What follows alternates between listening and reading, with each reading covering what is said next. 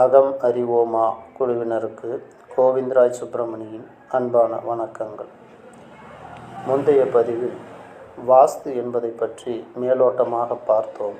இந்த பதிவில் கால ஹோரை, அதாவது ஒரு நாளில் எத்தனை ஹோரைகள் செயல்படுகிறது என்பதை பற்றி பார்ப்போம்.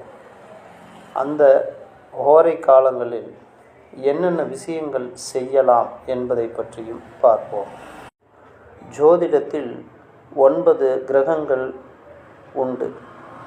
அவற்றில் 7 கிரகங்களுக்கு உருவம் உண்டு. ராகு கேது என்ற கிரகத்திற்கு உருவம் இல்லை, அவை நிழல் கிரகங்கள். ஹோரை கணிதத்தில் ராகு கேது என்ற கிரகங்களுக்கு ஹோரையின் கால அளவு இல்லை. மற்ற கிரகங்களுக்கு மட்டும் ஹோரையின் கால அளவு உண்டு. ஒவ்வொரு நாளிலும் இந்த 7 கிரகங்களும் எந்தெந்த நேரங்களில் செயல்படும், அப்படி ஒவ்வொரு கிரகங்களின் செயல்பாட்டுக்கு தகுந்தது போல என்ன காரியங்களை செய்தால் அவை நமக்கு பயன் தரும் என்கிற ஒரு விதியை தொகுத்து வைத்தார்கள். ஒவ்வொரு ஹோரையும் 1 மணி நேரம் அல்லது 1 மணி நேரத்திற்கு 5 நிமிடம் 10 நிமிடம் கூடுதலாகவும் குறைவாகவும் இருக்கும். இந்த 5 நிமிடம் 10 நிமிடம் கூடுதல் காலகட்டம் எதை வைத்து நிர்ணயிக்கப்படுகிறதென்றால், சூரிய உதயத்தையும் அஸ்தமனத்தையும் வைத்து இந்த 5 நிமிட கூடுதல் குறைதல் காலம் நிர்ணயிக்கப்படுகிறது. ஒரு நாளில் பகல் பொழுது 12 மணி நேரமாக இருந்தால் ஒரு ஹோரை 1 மணி நேரம் என்ற அளவில் வரும். அதுவே ஒரு நாளில் பகல் பொழுது 12 மணி 30 நிமிடம் என்றால் ஒரு ஓரையின் கால அளவு 1 மணி 2.5 நிமிடங்கள் என்கிற கணக்கில் வரும். அதுபோலவே ஒரு நாளில் சூரிய உதயம் 6:30 மணிக்கு ஆரம்பிக்கிறது என்றால் அந்த நாளைய ஹோரை காலை 6:30 மணியிலிருந்து 7:30 மணி என்கிற அளவில்தான் தொடங்கும். இந்த ஹோரையின் கால அளவு சூரிய உதயத்தையும் அஸ்தமனத்தையும் பொறுத்து ஒரு அரை மணி நேரம் முன்பின்னாக வரும். ராகு காலம், யமகண்டம், குளிகை போன்ற காலங்களை கணிப்பதும் இந்த சூரிய உதயத்தின் அடிப்படையில் தான் வரும். எல்லா நாள்களிலுமே சூரிய உதயம் சரியாக 6 மணிக்கு தொடங்காது. பனிகாலமாக இருந்தால் சூரிய உதயம் மிகவும் தாமதமாகத்தான் வரும்.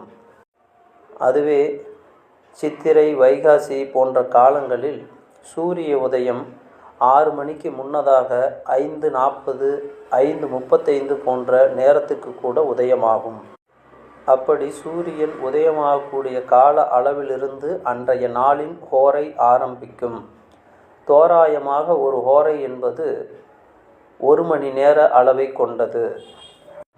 நாள்காட்டிகளிலும் பஞ்சாங்கங்களிலும் சூரிய உதயம் தோராயமாக 6 மணி என்ற அளவில் கொண்டு நேரத்தை வகுத்திருப்பார்கள். அதனால் ஹோரை என்பது திங்கட்கிழமை காலையில் 6 முதல் 7 மணி வரை சந்திர ஓரை என்று இருக்கும். ஆனால் திங்கட்கிழமைகளில் சூரிய உதயம் 6:15க்கு உதயமானால் 6 மணி 15 நிமிடத்திலிருந்து 7 மணி 15 நிமிடம் வரை சந்திர ஓரை இருக்கும். அதுவே திங்கட்கிழமை சூரிய உதயம் 5:45 என்று ஏதாவது ஒரு மாதத்தில் வருகிறதென்றால் அன்றைய திங்கட்கிழமையின் ஓரை சந்திர ஓரை 5:45 6:45 வரை இருக்கும்.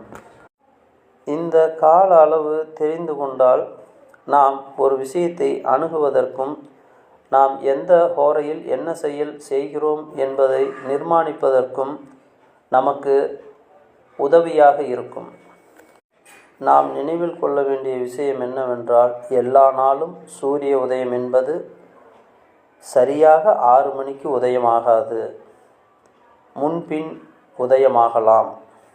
அதாவது சூரியன் 6 மணிக்கு முன்பும் உதயமாகும், 6 மணிக்கும் உதயமாகும், 6 மணியை கடந்தும் உதயமாகும்.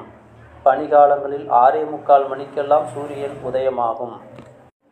நாள்காட்டிகளிலும் பஞ்சாங்கங்களிலும் 6 மணியிலிருந்து 7 மணி வரை ஹோரை இருக்கிறது என்று அவற்றின்படி நாம் ஒரு விஷயத்தை செய்தோமானால் ஹோரையை மாற்றி செய்யவும் வாய்ப்பு இருக்கிறது.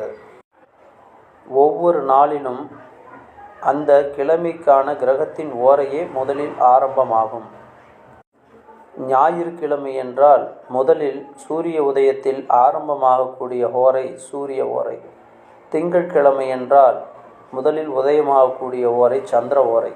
செவ்வாய்க்கிழமைக்கு செவ்வாய் ஓரை முதலில் உதயமாகும். புதன்கிழமை புதன் ஓரை. வியாழக்கிழமைக்கு குரு ஓரை. வெள்ளிக்கிழமைக்கு சுக்கிர ஓரை. சனிக்கிழமைக்கு சனி ஓரை. இவைதான் ஆரம்ப ஓரையாக வரும். ஓரைக்கான ஒரு வரிசை உள்ளது.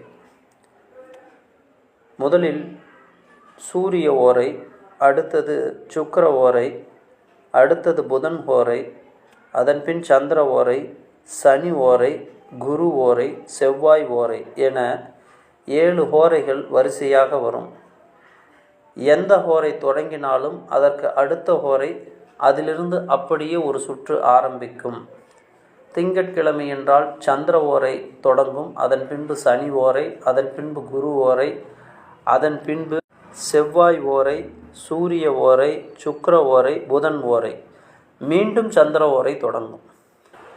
இதுவே வெள்ளிக்கிழமை என்றால் முதலில் சுக்கிர ஓரை, அதன் பின்பு புதன் ஓரை, அதன் பின்பு சந்திர ஓரை, அதன் பின்பு சனி ஓரை, குரு ஓரை, செவ்வாய் ஓரை, சூரியன் ஓரை என வரிசையாக வரும். எந்தெந்த கிரகங்களின் ஓரைகளில் என்னென்னமான விஷயங்களை செய்தால் நமக்கு ஆதாயம் கிடைக்கும் என்கிற பலனை பற்றி பார்ப்போம். முதலில் சூரிய ஓரை. சூரிய ஓரையில் அரசு அதிகாரிகளை சந்தித்தல், அரசியல் தலைவர்களை சந்தித்தல், அரசாங்க உதவியை நாடுதல், பதவியேற்றல், பெரியோர் உதவியை நாடுதல், பெற்றோரிடம் ஆசி பெறுதல், சமூக சேவை செய்தல், சமூகத்தில் புகழ்பெற்றவர்களை சந்தித்தல் போன்றவைகளை சூரிய ஓரையில் செய்யலாம். சந்திர ஓரையில் பிரயாணம் தொடங்குதல், உணவுப் பொருட்கள் வாங்குதல், திருமண சம்பந்தமான காரியங்களில் ஈடுபடுதல், தியானம் செய்தல், ஆலய வழிபாடு செய்தல், எல்லா விதமான சுபகாரியங்களும் செய்யலாம். செவ்வாய் ஓரையில் நிலபுலன் முதலான சொத்துக்கள் வாங்குதல் அல்லது அது சம்பந்தமான காரியங்களில் ஈடுபடுதல், அறுவை சிகிச்சை செய்து கொள்ளுதல், உடல் உறவில் ஈடுபடுதல், எந்திரங்கள் வாங்குதல், இரும்பு சம்பந்தமான பொருட்கள் வாங்குதல், கட்டுமான பொருட்கள், செங்கல், ஜல்லி, கம்பி ஆகியவை வாங்குதல், ஆயுதங்கள், கருவிகள் வாங்குதல், கடனை திருப்பி கொடுத்தல் ஆகியவை செய்யலாம். கடன் வாங்கக்கூடாது. செவ்வாய் ஓரையில் முக்கியமாக நாம் சென்று கடன் வாங்கினால் கட்டாயம் அது சண்டை சச்சரவுகளில் வம்பு வழக்குகளில் தான் போய் முடியும். ஆனால் கடனை திருப்பி நாம் கொடுக்கலாம். புதன் ஓரை. வித்தை ஆரம்பித்தல், வியாபாரம் தொடங்குதல், புத்தகம் வெளியிடுதல், கடிதம் எழுதுதல், செய்தி அனுப்புதல், நிலம் வாங்குதல், அச்சகம் தொடங்குதல், கம்யூனிகேஷன், டாக்குமெண்ட் போன்ற விஷயங்கள் அனைத்தும் புதன் ஹோரைகளில் செய்யலாம். குரு ஹோரையில் ஆலய திருப்பணி தொடங்குதல், வழிபாடு செய்தல், எல்லா விதமான சுபகாரியங்களும் செய்யலாம். திருமணம் செய்தல், மதிப்புமிக்க பெரியவர்களை சந்தித்தல், ஆசி பெறுதல் போன்றவை எல்லாம் குரு ஹோரைகளில் செய்யலாம். குழந்தைகள் முன்னேற்றத்துக்கான செயல்களையும் செய்யலாம். சுக்கிர ஓரை. பணம் வாங்கலாம், ஆனால் பணம் கொடுக்கக்கூடாது. நகை வாங்குதல், துணிமணிகள் வாங்குதல், ஆடம்பர பொருட்கள் வாங்குதல், அலங்கார பொருட்கள் வாங்கலாம், திருமணம் செய்யலாம், உல்லாசம் போகலாம், பொழுதுபோக்கு அம்சங்களில் ஈடுபடலாம், திரைப்பட தொடக்க விழா, படப்பிடிப்பு ஆரம்பித்தல், கலை அரங்கேற்றம் செய்தல், சங்கீதம், நாட்டியம், கற்கத் தொடங்குதல், அழகு போட்டிகளில் ஈடுபடுதல், வங்கிகளில் புது கணக்கு தொடங்கலாம், வீடு வாங்குதல், வாகனங்கள் வாங்குதல், விருந்து உண்ணல் போன்ற விஷயங்கள் அனைத்தும் செய்யலாம். சனி ஹோரையில் எந்த சுபகாரியமும் செய்யக்கூடாது. அப்படி செய்தால் அந்த காரியத்தில் தடைகளும் தாமதங்களும் உண்டாகும். ஓரைகளை அனுசரித்து காரியங்கள் தொடங்கும்போது ராகு காலம், குளிகை காலம், யமகண்டம் இவைகளையும் கவனிக்க வேண்டும். ராகு காலத்தில் சுபகாரியங்கள் எதுவும் செய்யக்கூடாது.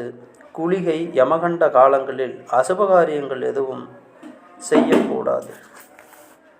இப்போது நாம் ஹோரையை பற்றி பார்த்தது பொது பலன். இது அனைவருக்கும் இந்த பலன் பொருந்துமா? இதில் முக்கியமாக சொல்லப்பட்ட சிறப்பான ஓரைகள் என்பது குரு ஓரை, சுக்கிர ஓரை, புதன் ஓரை, சந்திர ஓரை. சூரியன், செவ்வாய், சனி போன்ற கிரக ஓரைகளில் பெரும்பாலான காரியங்களை தவிர்த்தல் நல்லது என்று சொல்லி இருக்கிறார்கள். இதில் சொல்லப்பட்ட பலன்கள் பொதுவானவை. அதுவே ஒருவருடைய ஜாதகத்தில் ரிஷப லக்னமாக இருந்து அவருக்கு குரு ஓரையில் ஏதாவது ஒரு விஷயங்கள் செய்தால் அவை அதிகமான விரயத்தையும் காரிய பின்னத்தையும் உண்டு பண்ணும். ஏனென்றால் குரு இயற்கை சுபராக இருந்தாலும் ரிஷப லக்னக்காரர்களுக்கு அவர் அஷ்டமாதிபதியாகவும் வருவார். அதனால் ரிஷப லக்னத்திற்கு குரு ஓரை சிறப்பான பலனை செய்யாது. எந்த காரியமும் செய்ய வேண்டாம் என்று சொல்லப்பட்ட சனி ஓரையில் அவர்கள் ஏதாவது விஷயங்களை செய்தால் அது சிறப்பாக இருக்கும். அதுவே துலா லக்னக்காரர்களுக்கும் குரு 3-6 கூடைய அதிபதியாக வருவதால் சிறப்பான பலனை செய்யாது. துலா லக்னக்காரர்களுக்கும் சனிதான் சிறப்பான பலனை செய்யும். ஆகவே ஹோரை பலன் என்பது அவரவர்களுடைய லக்னத்துக்கு எந்த கிரகங்கள் யோகமாக இருக்கிறதோ அந்த கிரகங்களின் ஓரைகளில் அவர்கள் தங்களுக்குண்டான காரியங்களை செய்தால் அவை சிறப்பான பலனை அளிக்கும். சிறப்பான பலன் என்றால் அவரவர்கள் அமைப்புக்கும் தகுதிக்கும் தக்கபடி அளவான பலன்கள் தான் அமையும். சுபஹோரைகளில் ஒரு விஷயம் செய்துவிட்டேன், ஒரு தொழில் தொடங்கிவிட்டேன், நான் உடனே கோடீஸ்வரன் ஆகிவிடுவேன் என்கிற அளவுக்கு போகாது. நம்முடைய அமைப்புக்கும் நம்முடைய தகுதிக்கும் தக்கபடி உண்டான வருமானத்தை ஈட்டி தரக்கூடிய அமைப்புகளை உருவாக்கும். அவ்வளவுதான். அதை நாம் தான் பயன்படுத்தி கொள்ள வேண்டும். இப்போ நமக்கு ஒரு குழப்பம் வரும். என்னன்னா, இந்தந்த ஓரைகளில் என்னென்ன விஷயங்கள் செய்யலாம் அப்படின்னு பலன்களை சொன்னாங்க. ஆனால் ஒருவருடைய லக்னத்துக்கு சுபமான பலன் செய்யக்கூடிய கிரகம் அசுபமான பலனை கொடுக்கும் என்கிற போது எந்தெந்த லக்னக்காரர்கள் எந்தெந்த ஓரைகளில் சுபமான விஷயங்கள் தொடங்கினால் நன்றாக இருக்கும் என்பதை பற்றி பார்ப்போம். மேச லக்னம், சிம்ம லக்னம், தனுசு லக்னம் இந்த லக்னக்காரர்களுக்கு செவ்வாய் ஓரை, சூரிய ஓரை, குரு ஓரை ஆகியவை நல்ல பலன்களை அளிக்கும். அதுவே ரிஷப லக்னம், கன்னி லக்னம், மகர லக்னம் இந்த 3 லக்னக்காரர்களுக்கு புதன் ஓரை, சுக்கிர ஓரை, சனி ஓரை நல்ல பலனை அளிக்கும். அதுவே மிதுன லக்னம், துலா லக்னம், கும்ப லக்னம் இந்த லக்னக்காரர்களுக்கு புதன் ஓரை, சுக்கிர ஓரை, சனி ஓரை மிகுந்த நல்ல பலன்களை அளிக்கும். கடக லக்னம், விருச்சக லக்னம், மீன லக்னம் இந்த லக்னக்காரர்களுக்கு சந்திரன், செவ்வாய், குரு ஓரைகள் சுப பலனை அளிக்கும். இந்த ஹோரை பயன்பாடு என்பது நாம் ஒவ்வொரு முறையும் நல்ல நேரம் குறித்து ஒவ்வொரு காலங்களையும் செய்து கொண்டு இருக்க முடியாது. அப்படி இருக்கும்போது ஒவ்வொரு நாளிலும் எந்த காலங்களில் என்ன ஹோரை நடக்கிறது என்பதை வைத்து நாம் அவற்றிற்கான காரியங்களை செய்து கொள்ளலாம். உதாரணமாக ஒருவர் ஒரு நாளில் திடீரென்று நகையோ ஏதாவது வாங்க வேண்டும் என்ற சூழ்நிலை ஏற்படுகிறது. அந்த நேரத்தில் நாள் நட்சத்திரம் எல்லாம் பார்த்து கொண்டிருக்க முடியாது. அவர் மேசம், சிம்மம், தனுசு இந்த 3 லக்னங்களில் ஏதாவது ஒரு லக்னக்காரர்களாக இருந்தால் முடிந்தால் குரு ஹோரையில் சென்று நகை வாங்கலாம். அப்படி இல்லை என்றால் சூரியன் அல்லது செவ்வாய் ஓரைகளில் சென்று நகை வாங்கலாம். அதுவே மிதுனம், துலாம், கும்பம் போன்ற லக்னக்காரர்கள் இதுவே நகை வாங்க வேண்டுமென்றால் சுக்கிர ஓரையில் சென்று நகை வாங்கலாம், சுபமான பொருள்கள் வாங்கலாம். அதற்கு அடுத்தபடி புதன் சனி ஓரைகளை தேர்ந்தெடுத்து வாங்கலாம். அதுபோலவே கல்வி கற்பதற்காக நாம் ஒரு விஷயத்தை செயல்படுத்துகிறோம் என்றால் அந்த நாளில், அதாவது ரிஷபம் கன்னி மகரம் என்றால் புதன் ஓரைகளிலும், கடகம் விருச்சகம் மீனம் என்றால் குரு ஓரைகளிலும் செய்வது மிகவும் சிறப்பான பலனை அளிக்கும். நாம் செய்யக்கூடிய செயலுக்கு தக்கவாறு நமக்கு எந்தெந்த ஹோரைகள் சுபமான பலனை அளிக்குமோ அந்தந்த ஹோரைகளை நாம் பயன்படுத்தி கொள்ளலாம். இதுபோன்று ஹோரைகளை பயன்படுத்தி செய்யும்போது நமக்கு வரக்கூடிய தீங்குகள் பெரும்பாலும் குறையும். ஒவ்வொரு ஹோரை உதயமாகும் காலகட்டத்தில் பிறக்கக்கூடிய நபர்களுக்குண்டான குணாதிசயங்களையும் ஹோரையை வைத்து சொல்லலாம். அதுபோல நல்ல முகூர்த்தங்கள் தேர்ந்தெடுக்கும் போது சுபமான ஓரைகள் அமைவது மேலும் சிறப்பு. நம்மிடம் யாராவது ஒருவர் ஜாதகம் பார்க்கவோ இல்லை ஏதாவது கேட்கவோ வந்தால் அந்த கேள்வி கேட்கும் நேரத்தை கொண்டு ஜாதகம் கணித்து அவர்களுக்கு உண்டான பதிலை சொல்லுவார்கள். அதாவது அதை பிரசன்ன ஜாதகம் என்பார்கள். கேட்கக்கூடிய விஷயம் உண்மையிலேயே உள்ளார்ந்துதான் கேட்கிறாரா அல்லது மேலோட்டமாக கேட்கிறாரா, அவர் கேள்வி கேட்ட விஷயம் சரிதானா, அது நடக்குமா நடக்காதா என்கிறதை பற்றி ஹோரையை கொண்டு சொல்லலாம். ஒரு குறிப்பிட்ட ஹோரை காலங்களில் ஒரு குறிப்பிட்ட விஷயங்களை மட்டும்தான் கேட்பார்கள். அதாவது எந்த ஹோரை நடக்கிறதோ அந்த ஹோரைக்கான கிரகத்தின் காரகத்துவம் உள்ள கேள்விகளைத்தான் அவர்கள் கேட்பார்கள். ஒவ்வொரு கிரகத்துக்கும் பல நூறு காரகத்துவங்கள் உள்ளன. அந்த காரகத்துவங்களில் ஏதாவது ஒரு விஷயத்தை தான் அவர்கள் அப்போது கேட்பார்கள். இந்த விஷயங்களையே இன்னும் எளிமையாக்க ஜோதிட வல்லுநர்கள் 1 மணி நேர ஹோரையை 7 சமபாகமாக பிரித்து, அதாவது ஒரு திசையில் 9 புத்திகள் செயல்படுகிறது, ஒவ்வொரு புத்தியிலும் 9 அந்தரங்கள் செயல்படுகிறது என்று ஜாதகத்தில் கணிப்பது போல ஒரு ஹோரைக்குள் 7 உபஹோரைகள் செயல்படுகிறது என்று பிரித்திருக்கிறார்கள். அதை கொண்டு பலன் சொல்லும்போது 8 நிமிடம் 34 நொடிக்கு ஒரு உபஹோரை மாறும். நாம் சுபமான ஹோரை 1 மணி நேரம் இருக்கிறது என்றாலும் அந்த சுபஹோரை 1 மணி நேரத்துக்குள் 7 உபஹோரைகள் வருகிறதல்லவா, அந்த 7இல் சுபமான ஹோரையில் நாம் செய்தோம் என்றால் இன்னும் அந்த காரியம் சிறப்பாக இருக்கும் என்று அதிலும் ஒரு நுணுக்கத்தை வகுத்தார்கள். அப்படி உபஹோரையை கொண்டு பலன் சொல்லும் போதும் நாம் காரியங்கள் செய்யும் போதும் மேலும் சிறப்பாக இருக்கும். நல்ல நேரம் குறிப்பது, நாள் பார்த்து செய்வது, ஹோரை பார்த்து செய்வதெல்லாம் மனிதர்கள் தங்களுக்கு வரக்கூடிய சிரமங்களை குறைத்து கொள்வதற்கும் நிதானத்துடன் பொறுமையாக செயல்படுவதற்கும், கெடுபலன்கள் அதிகமாக இருக்கக்கூடிய காலங்களில் கெடுபலன்களை குறைத்து கொள்வதற்கும் உதவும். உதாரணத்திற்கு சொல்வதானால், மழை வரப்போகிறது ஆனால் நாம் வெளியில் சென்றாக வேண்டும் என்ற கட்டாயம் இருக்கும்போது குடையை பயன்படுத்தி நாம் வெளியே சென்று வருவோம் அல்லவா, அதுபோல இது போன்ற விஷயங்களை கடைபிடித்து தொந்தரவுகளை குறைத்து கொள்ளலாம் என்கிற அளவில் நமது முன்னோர்கள் நமக்கு சில வழிமுறைகளை வகுத்து வைத்தார்கள்.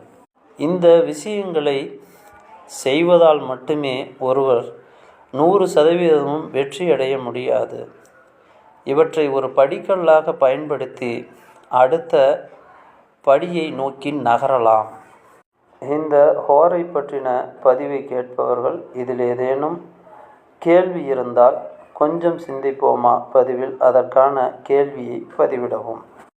உங்களின் கேள்விக்கான பதிலுக்கு எனக்கு விடை தெரிந்தால் அவற்றை மீண்டும் அடுத்த பதிவில் பதிவிடுகிறோம். அடுத்த பதிவில் பஞ்சபட்சி சாஸ்திரம் என்பதை பற்றி பார்ப்போம். நான் உங்கள் கோவிந்தராஜ் சுப்பிரமணி. நன்றி, வணக்கம்.